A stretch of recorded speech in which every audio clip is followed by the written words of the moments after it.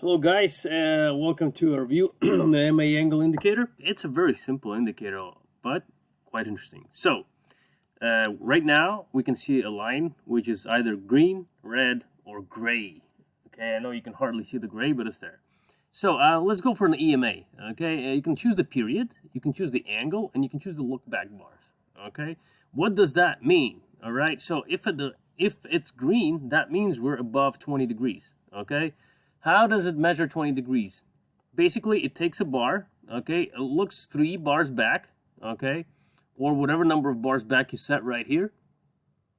Okay, let's put 10, for example. So it looks 10 bars back and draws a straight line on the indicator values, obviously, between those 2 points, okay? And looks at the angle based on price, not based on this, okay? Not based on this, because this can't really be anything. Okay, now it's 45 degrees. Okay, now it's almost 0 degrees. Okay, so basically that's what it does. And when it crosses the set angle, okay, right here, 20 degrees, it turns either green, okay, if it's this way, or red if it's this way.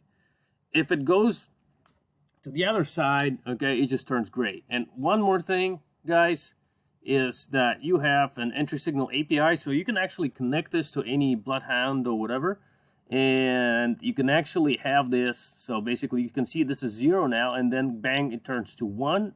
So as soon as it turns to 1, you can set up some entry signals or alerts or whatever. Okay, now you have a choice between, I think, 8 or 7 MAs and also and even a VWAP. Okay, so there you go. Okay, and that's about all, guys. Enjoy.